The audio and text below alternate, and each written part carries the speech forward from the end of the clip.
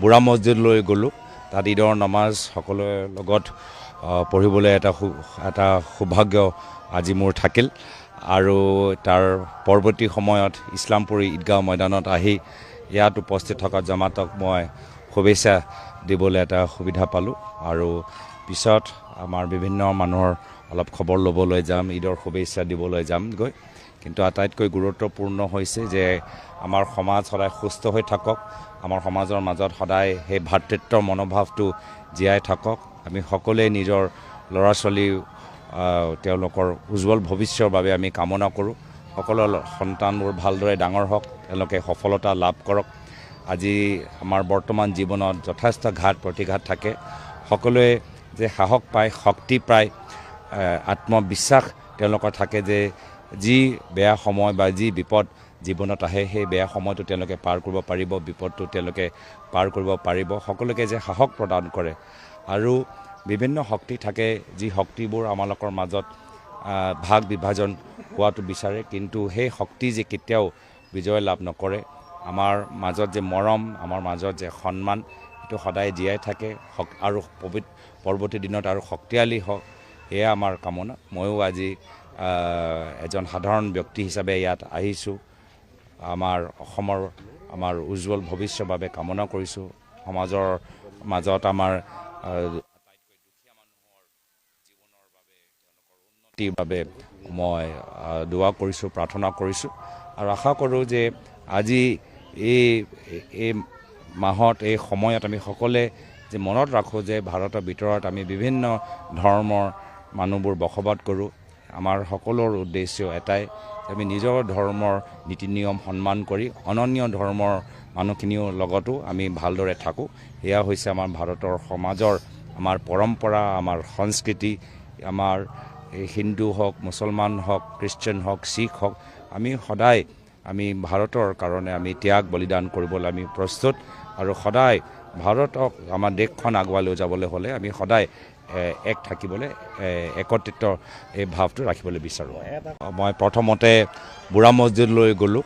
তাত ঈদৰ নামাজ সকলোৰে লগত পঢ়িবলৈ এটা সৌভাগ্য আজি মোৰ থাকিল আৰু তাৰ পৰৱৰ্তী সময়ত ইছলামপুৰী ঈদগাঁও ময়দানত আহি ইয়াত উপস্থিত থকা জামাতক মই শুভেচ্ছা দিবলৈ এটা সুবিধা পালোঁ আৰু পিছত আমাৰ বিভিন্ন মানুহৰ অলপ খবৰ ল'বলৈ যাম, ঈদৰ শুভেচ্ছা দিবলৈ যামগৈ।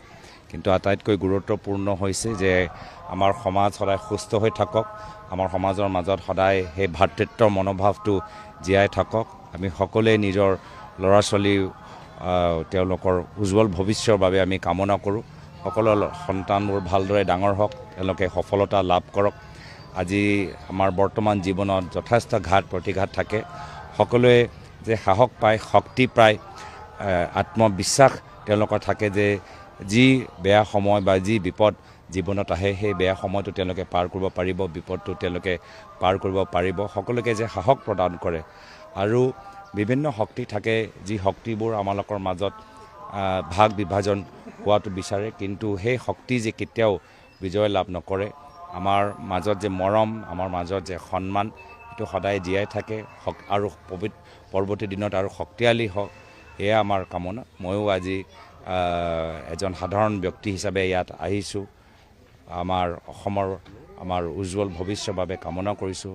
সমাজৰ মাজত আমাৰ আটাইতকৈ দুখীয়া মানুহৰ জীৱনৰ বাবে, তেওঁলোকৰ উন্নতিৰ বাবে মই দোৱা কৰিছোঁ, প্ৰাৰ্থনা কৰিছোঁ আৰু আশা কৰোঁ যে আজি এই মাহত, এই সময়ত আমি সকলোৱে যে মনত ৰাখোঁ যে ভাৰতৰ ভিতৰত আমি বিভিন্ন ধৰ্মৰ মানুহবোৰ বসবাস কৰোঁ। আমাৰ সকলোৰ উদ্দেশ্য এটাই, আমি নিজৰ ধৰ্মৰ নীতি নিয়ম সন্মান কৰি অনন্য ধৰ্মৰ মানুহখিনিৰ লগতো আমি ভালদৰে থাকোঁ। এয়া হৈছে আমাৰ ভাৰতৰ সমাজৰ আমাৰ পৰম্পৰা, আমাৰ সংস্কৃতি।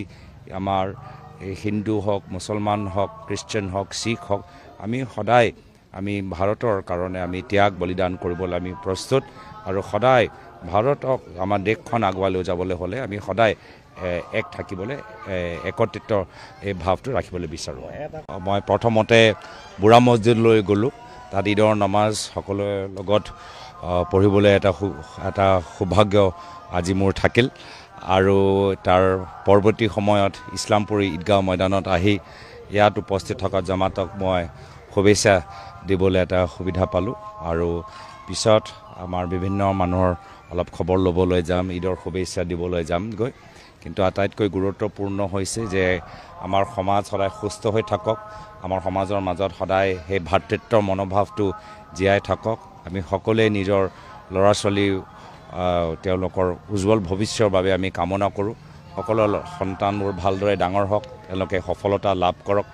আজি আমাৰ বৰ্তমান জীৱনত যথেষ্ট ঘাত প্ৰতিঘাত থাকে, সকলোৱে যে সাহস পায়, শক্তি পায়, আত্মবিশ্বাস তেওঁলোকৰ থাকে যে যি বেয়া সময় বা যি বিপদ জীৱনত আহে সেই বেয়া সময়টো তেওঁলোকে পাৰ কৰিব পাৰিব, বিপদটো তেওঁলোকে পাৰ কৰিব পাৰিব। সকলোকে যে সাহস প্ৰদান কৰে আৰু বিভিন্ন শক্তি থাকে, যি শক্তিবোৰ আমালোকৰ মাজত ভাগ বিভাজন হোৱাটো বিচাৰে, কিন্তু সেই শক্তি যে কেতিয়াও বিজয় লাভ নকৰে।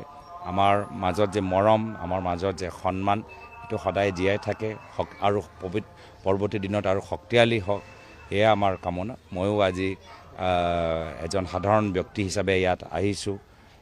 আমাৰ অসমৰ আমাৰ উজ্জ্বল ভৱিষ্যৰ বাবে কামনা কৰিছোঁ।